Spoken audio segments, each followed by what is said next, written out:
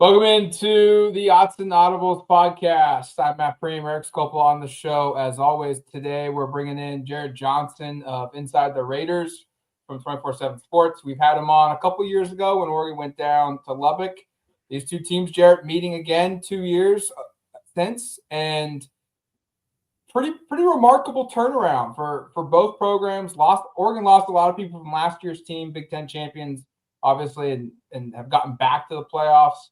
Texas Tech, though, has steadily just increased every single year, and you'll certainly know more than I do, but this feels like maybe their best season in a long time, maybe if ever, and they're riding that wave of really just big-time college football. They're meeting in the Orange Bowl January 1st.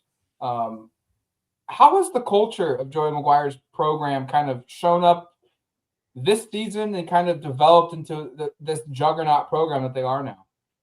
Yeah, it's a great question. This is the best season in Texas Tech's history. I think it's the 101st season of Texas Tech football. And I think even the old timers that will throw out like, well, 1960, all that stuff, when you try and compare stuff, that was thankfully before my time. But no, almost everybody pretty much agrees this is the best season. It's the first outright conference championship in 70 years. It was the first Big 12 championship appearance. So, I mean, and then making the playoffs and having a bye and all that. I mean, I think they kind of put that to bed there. Yep. with that last victory over BYU.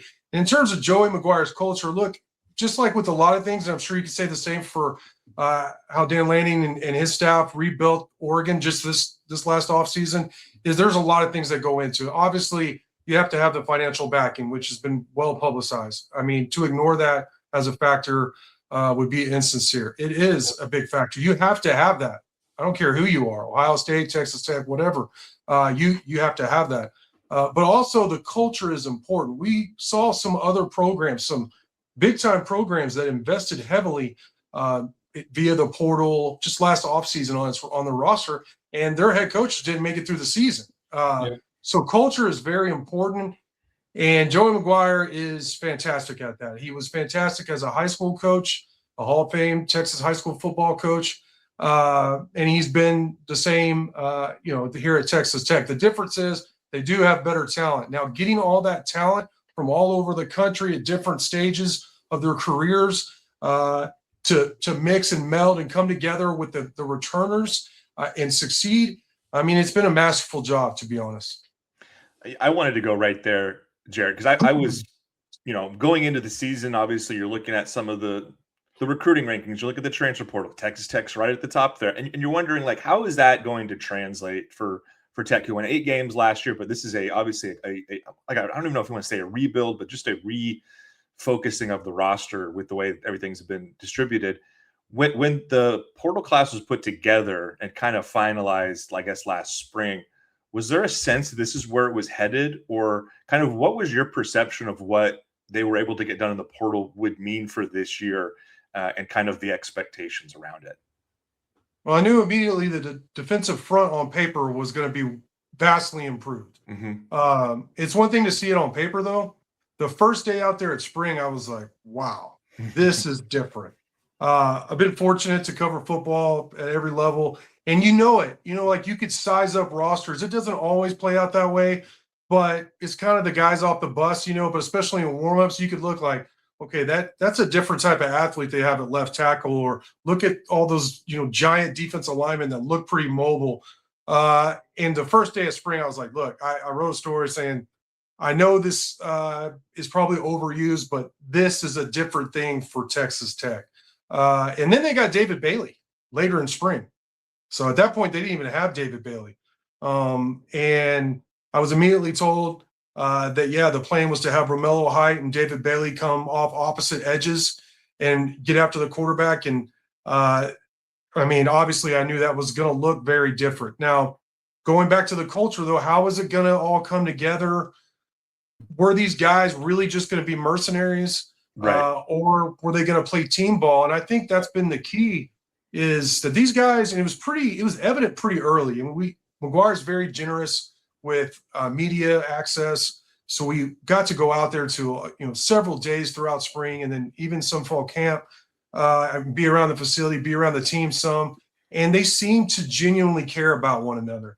And then when we saw it on the field in actual games, now non-conference was kind of like, it was a terrible non-conference schedule. But to see the way they played, like a good example would be David Bailey and Romello Height. Obviously, they came in to rush the passer, to put pressure on opposing quarterbacks, and they did that. But the way they set the edge against the run told me, okay, these guys aren't playing selfish ball. They're not just playing to get stats, to get in the lead. They're playing the team game and the team scheme. And, I mean, I think they're leading the country in rush defense. So it's not just getting pressure on quarterbacks. It's the team scheme. They're playing for each other. They care about winning. And one thing I didn't consider when the roster was put together is, though a lot of these guys that had individual success, they haven't experienced a lot of team success anywhere. So now they're getting to do that. So that's new for them as well. That's really good segue on your part, unknowingly too. Because I was going to bring up the big game aspect. In Dan Lanning's time at Oregon, they played in 10 games that are against a top 10 opponent. Tech has played 4 in Joey McGuire's time. This is the first this season. They claimed their first win last year against Arizona State, who was 7th. They have a couple top 25 wins, top 15 wins this season, twice over BYU, once over Utah. How much stock do you put in that this team is going to be prepared for just the stage, the environment, the playoff aspect of, hey, this is another top 5 team, top 10 team equal to you. This is the college football playoff. You're playing in the Orange Bowl. It's the greatest season. How much do you factor that in? Is that going to be a factor, do you think? Or is this team just so dialed in right now that the moment has never really been too big for them? That's been one of my concerns, not that they're not necessarily dialed in, but this big layoff. I kind of liken it to a bye. I mean, you want the bye or an off week during the regular season, and they wanted the bye to get healthy in the playoffs, but it's so far off that it could go one or two ways. You can rest up, get healthy, and really play at a high level, or kind of be rusty. You see it. You see teams be on an 8-game winning streak, then they go to the bye, and you think, oh, they're really going to, turn it up now, and then they just don't look the same, or it takes them a half to kind of find that groove again. So that's really my biggest concern, other than obviously the opponent is a quality opponent. No, but McGuire's been great in big games. He was like that in high school. I don't know how much stock people put in that, but there were games that I covered when I covered high school ball in the Dallas-Fort Worth Metroplex back in the day, where it was, big time games where his Cedar Hill teams really rose to the occasion, even when they were underdogs. And then even his first year at Texas Tech, he became the first coach at Texas Tech ever to beat UT and Oklahoma in the same season. Those were pretty big games for Texas Tech, and obviously they were outmatched, especially in the trenches with talent. They so far have not been outmatched, especially their defensive line, even against BYU or Utah, with everybody, top tackles in the country. That was the whole storyline going in. Rice-Eccles Stadium is impossible to win at. It just really wasn't a problem for Texas Tech, at least on that day. If you talk about long rest and layovers, you probably perk up the Oregon fan base listening to this podcast because of last year's game with Ohio State in Pasadena. Yeah. Just so if you're familiar, so you're preaching to the choir. And I will say it is, and I will say I think we overlooked that factor a little bit going in, and then felt obviously Ohio State had an incredible team that was deserving of a national championship, but also it probably didn't help that Oregon had almost a month off going in to that one. I'm curious about something that we were kind of talking a little bit tangentially about prior to jumping on here, Jarret, and that's just, what is it going to be like for Red Raider fans going east to the Orange Bowl? We were talking about it. I think Oregon fans are kind of splitting focus of like, okay, it's really expensive for these flights. Do we save up and hope that they keep advancing and go to some of the later games? Do we, operate with that level of urgency that, hey, now there's no guarantee that they're playing in the semifinals or later. So I'm curious from the Tech perspective, like, do you expect this atmosphere to be raucous and rowdy and a lot of fans from Tech there? Or are you kind of thinking, and I'm wondering about this myself, if like this ends up being kind of a team's having to play above an atmosphere that maybe is a little bit unworthy of a game with two teams of this caliber and with everything that's on the line? Yeah, that's a good question. Now, it's different situations for Oregon and Tech. I mean, you were talking about just Oregon being there just last season and the relatively recent success that Oregon has enjoyed. This is all new for Tech. I saw grown men in cowboy hats hugging each other and crying, at the Big 12 championship game. Yeah. That was I saw tens of thousands, and they took over now. Obviously, that's a completely different thing. Tech's hugest fan base is in the Dallas-Fort Worth Metroplex. But based on people I've talked to, it seems like almost everybody's going. It's almost like just shut down the town, and a lot of people, as many people as they can fit in the Orange Bowl, are going to be there. So I expect Tech fans to show up and show out. They just did in New York for the basketball team, and I actually covered a game at Madison Square Garden back that year that Tech went to the national championship game. And I mean, even like the New York media folks were like, is this what Tech folks are always like? Do they travel like this? And that's pretty much when there's a good team to back. And so in football in Texas, I'm sure people get tired of hearing about it because it's a national game. It is. But, man, it's really important.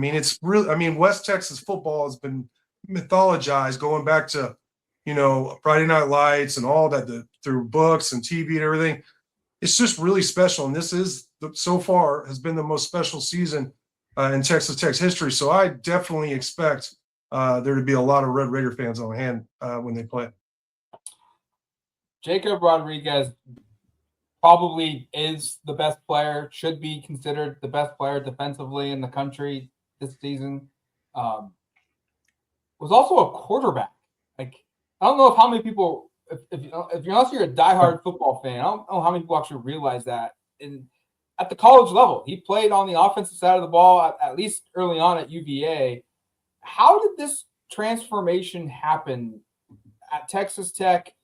Took a couple of years. Last year, he turned into a really good player. This year, it's just gone to another level. Just where did this guy come from? And did you kind of envision this was a potential type of year for him last year? Yeah. It's a long story. It's an amazing story, but he's from Wichita Falls, which is a couple of hours away. Kind of between, some Texas folks are going to get mad at me, but kind of between the Metroplex and Lubbock. Depending on who you ask, it's West Texas or its own thing, own area. And then he went to Virginia because Virginia was allowing him. He was a 4-star quarterback, but he played defense in high school. But he was following his dream. Didn't really work out. He wanted to come back to Texas. His brother was already a student at Tech, and he knew Joey McGuire from before. And McGuire said, if you want to come back, if you want to come play linebacker, you could walk on. And so, and there was no housing for him because of just the timing of the process. So he slept on his brother's floor the first semester, and had to take out all these loans to pay for tuition and all that. But it was pretty clear, actually, 2 seasons ago that he was going to be a really good player. There was indications in spring ball, some of the conversations with the coaches, and y'all know this, it doesn't always work out that way. But it just kind of seemed like, okay, this guy's very important. And he actually forced a fumble and recovered it in the season opener against Wyoming. And an offensive lineman kind of fell on him after the play was over and injured J-Rod. He missed most of the season. And they made a decision to go ahead and redshirt him. He only played in 4 games that year. And that saved this season of eligibility. Last year, he was very good. He did not have the defensive line in front of him. He absolutely made plays that won games. For example, against Arizona, huge forced fumble. They don't win that game probably. Even against a poor Oklahoma State team that kind of rose to the occasion against Tech, he comes up with, I believe, a big interception that wins the game when Tech couldn't get a stop. It was very much a Tech-type defense, and then they had J-Rod running all over the field making these heroic plays to help out the offense. But this season, he's been running free. The defensive line is really tying up offensive linemen. So J-Rod getting to run free, being experienced, being relatively healthy, these are the results. People get mad at me when I say this, but I'm not sure J-Rod is the most important. It's kind of like a running back or quarterback getting the end results, like lighting it up after an offensive line is taking care of business, or you have a receiver who's just always open, or, that kind of thing. He's a great football player, one of the best football players I've covered. But it's definitely a team thing with Texas Tech, and this improved defensive line has really helped out J-Rod's performance. Kind of realizing as we're going here, Jarret, that we flipped the order here. We usually go offense and then defense, and I think organically both of us just decided we were going to talk about Texas Tech's defense first because it's as I was going to say, because it's such a spectacular unit. But I don't think So my next question is also defense. Eventually, Oregon fans or Tech fans listening to this podcast will hear your thoughts on the Texas Tech offense, but more questions here about the defense before we get to that. Just looking at like the base counting stats, one of the things that jumps off the page is just the havoc rate. I think 4th now in sacks, but we're leading the country for most of the season in sacks. Top 5 unit in both forced fumbles and interceptions. Like I was looking at earlier, both Bailey and Rodriguez combined of 10 forced fumbles, which is an outrageous number for 2 players. And then you throw in a handful of interceptions for Rodriguez. You see their ability to force turnovers. What allows this group? And you were just kind of mentioning, like, it's not just one guy. It's just not just Rodriguez. It's not just Bailey. You mentioned Romello Height a couple of times earlier. There's some guys in the secondary that are worth talking about, some guys in the middle of that defensive line. But what just allows this group to be a group that is able to get after the quarterback, create turnovers, and do it at a level that's kind of uncomparable this season? And this is a kind of hard term to pin down because it's subjective. But the term, when you see a defense that plays fast, applies to Texas Tech. Like there are no wasted steps. You hardly ever see anybody confused. You almost never see a blown assignment. You got to give a lot of credit to new defensive coordinator Sheil Wood for putting all that together. He turned Houston's defense around previously, and that's kind of what he's been known for. And that's been really impressive to see. So it's not just the talent, but it's everybody working in tandem. And I don't want to jinx this. I am superstitious just for Texas Tech fans, my customer base. They've been relatively healthy. Most of the guys have started every game. That helps with continuity, especially when you're throwing a bunch of new guys together with a new coordinator and all that. But I always have to go back with this whole team to the defensive line. Aaron Roderick, BYU's offensive coordinator, after the first game said that defensive line is the best I've ever gone against. He said they were in max pro with 7 trying to block 4 and they couldn't do it. And Tech has 7 guys in coverage. I mean, that kind of is breaking down in my mind football to its most basic elements. Is that guys like Lee Hunter, who doesn't get talked about as much as say a J-Rod or David Bailey. I mean, he might be the most important player on the team in my mind because he consistently demands and defeats double teams. He's just one of those guys that used to cover, again, going back to high school, that would end up going to the SEC or Michigan or Ohio State that are just really large human beings who are freakishly agile. That's just what Lee Hunter is. AJ Holmes, defensive tackle next to him, another large human being who's been very productive. And then those guys off the edges. And then everything kind of falls into place from there. Cole Wisniewski is a safety they got from North Dakota State. He's 6'4", 225, very smart player.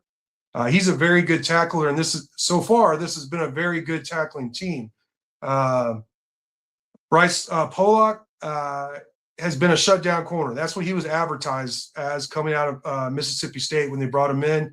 He's also not afraid to blow up screens, help out in the run game. So he's a complete corner. I think he has 5 interceptions this year. I don't believe he's given up a touchdown so far.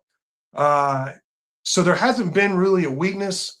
There's pretty good depth in a couple of spots. And they're on the same page. It's just this defense just plays really fast. There's a lot of intrigue, I think, nationally, here locally in Eugene, with this game of Texas Tech's defense probably hasn't faced anyone with the offense, the speed that Oregon has. But on the flip side, Oregon probably hasn't faced a defense that's as talented across the board as anyone on their schedule before playing Texas Tech. Maybe Indiana, maybe. I'm curious just what for Texas Tech's defense, what is the concern for them going into this game for you? Is it that very thing? Like, hey, you just haven't played this offense before? I think like Tech, everybody associates Tech as kind of a finesse team, and obviously the defense has been non-existent for so long if you haven't seen them play. But Tech wants to fight you in a phone booth. That's what like BYU wanted to do. Tech was just better at it, decidedly, in both games. Utah's kind of the same thing. They have a little more speed, a little more of a dynamic element to their offense, but still, that's really basically what they want to do is line up and, but kind of between the tackles and run over you. And that's Tech's like, okay, really against anybody in the country. What I'm concerned about, and I actually asked McGuire about it last week in a press conference, was Oregon's team speed is impressive. I think I've watched 4 or 5 games at this point. I mean, that's obviously Oregon in a nutshell, but this year I've been very impressed with the skill. Like that is something that Tech has not seen. And that's something that McGuire acknowledged. Now, are they concerned about it? Just like Oregon probably isn't concerned about Tech in that way. No, but they're aware. And that's something I think that's going to be a key. One of the key matchups is Tech's secondary against Oregon's just overall speed at so many positions, at the skill positions.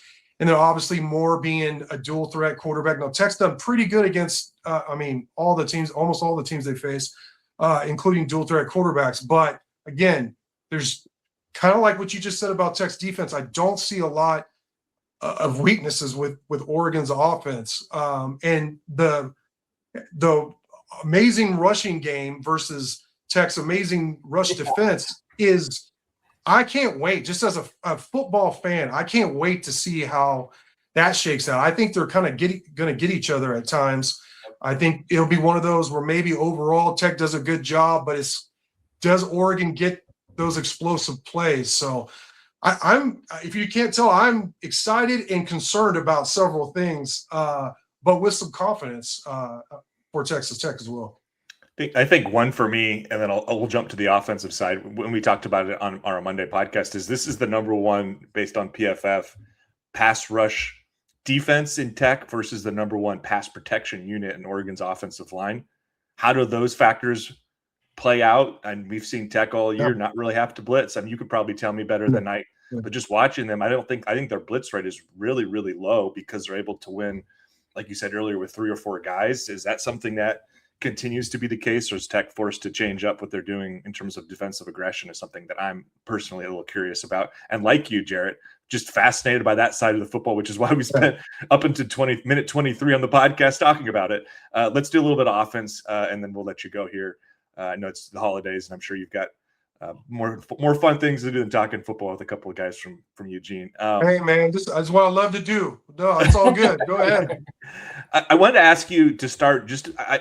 You look at Tech, and there's a lot of places to start offensively, but just the variety of skill sets at the pass catching positions really stood out to me. When you've got Caleb Douglas and Reggie Virgil on the outside, 2 big rangy receivers you can win over the top, but also with contested catches. I'm fascinated with just the size and skills of Coy Eakin. You can fact check the name on that in terms of the pronunciation. But in the slot at 6'2", 210, the way he moves, I think that's fascinating. And then at tight end, Oregon fans have seen Kenyon Sadiq this year, a kind of undersized but really athletic guy who can beat you in all facets. I'm wondering if there's some similarities there with Terrence Carter Jr. But those are 4 guys that all have more than 550 yards receiving this year. It's a very balanced group. What stands out about them? How do their strengths and weaknesses maybe kind of play off each other? You kind of nailed it there, to be honest. That is the strength of the offense, is the balance. And how do you game plan for that? For example, it is Aiken, but I can see, it's all good. Cowboy Coy is what we call him because he grew up, cowboying and everything. He actually, this is really interesting if you have a minute. He has, his feet are 2 different sizes. One foot is 14 and one is 12 because when he was like 12, like a bull or something stomped his foot.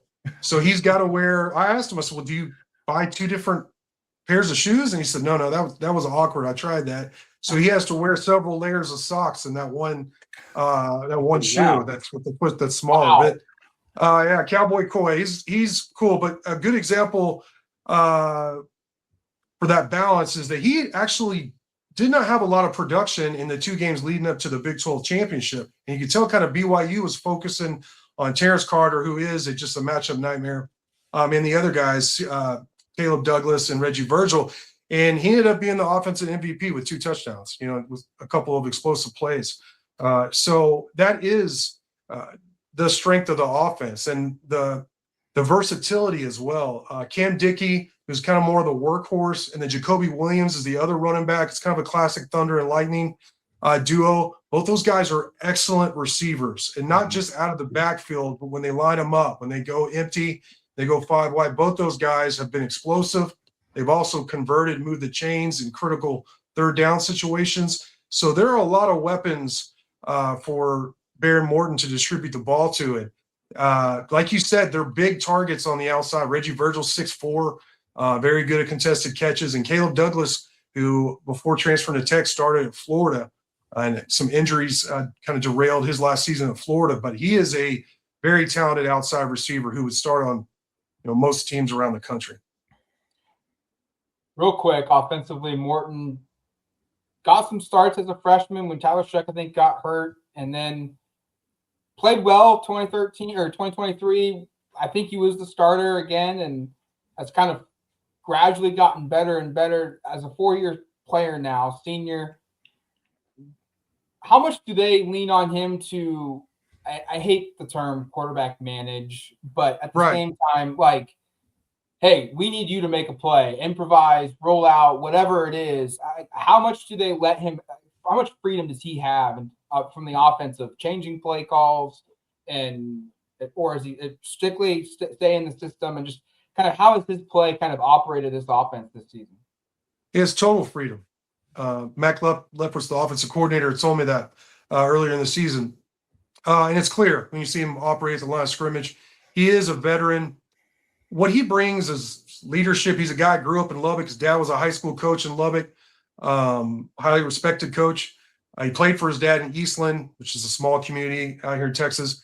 And he was a 4-star quarterback, Elite 11 finalist, a very talented guy who kind of was a gunslinger. One of those guys who like to roll out of the pocket, create extra time, find guys downfield for big plays. And then he got hurt. He hurt his shoulder, and he played a whole season with his shoulder. His throwing shoulder hurt. And he kind of had to learn how to, like you said, manage a game, just win ball games somehow without having, his like the total package, all of that throwing power and everything, the talent that he had relied on for most of his career. And then he's missed some time with some other various injuries and gotten to watch and gotten to talk, with the coaches during games and stuff about how things were unfolding. So what he is highly efficient, in control of the offense. One of the most highly respected and well-liked players I've ever seen at Texas Tech in the 12 years I've been here. And he's just been a winner. He's been one of the winningest quarterbacks even before this season in Texas Tech history. So my favorite thing is his efficiency, because when you have this kind of defense, you don't want a guy turn the ball over a lot. And he's been very efficient. And he learned that in that season when his shoulder was hurt. So kind of just finding a silver lining from a bad situation has really helped him a lot. Yeah, 49 touchdowns, 12 interceptions the last 2 years, just 4. That's really, really good. Yeah. Remind me, Jarret, because Shuck started in 23 against Oregon. Did Morton replace him right afterwards? Is that what happened? Pretty close, right?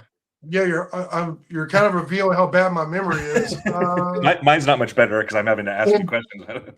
And Tech has had so many quarterback injuries, really for going back since Mahomes. I believe that's correct, because Mahomes has battled, Morton has battled so many injuries going back and forth. There was one time where Shuck got hurt against West Virginia. At West Virginia, and then Morton went in the same game and he got hurt. And yes, he took over as the starter and still played through that shoulder injury. I believe other than when he's been injured, he's been the starter. All right, Matt, I was just asking a follow-up because I was actually just curious on the timeline of that, because I remember with Shuck in 23, and then I was looking at the numbers, and Morton started, I think, 7 or 8 games that season. So I was trying to figure out how that all played out.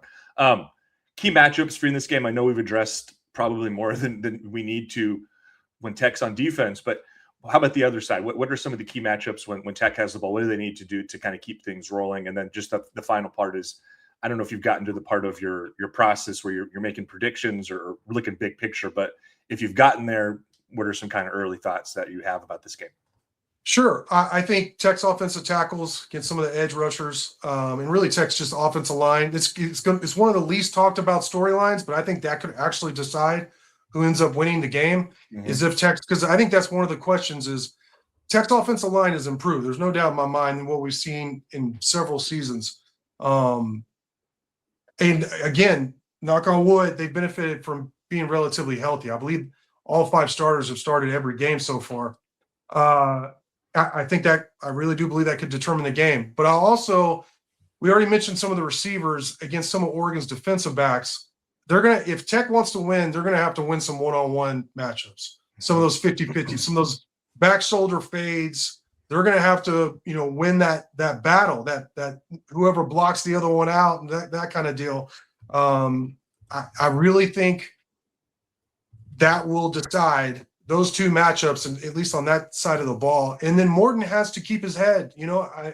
We just talked about how efficient he is, how experienced he is, but this is a huge stage.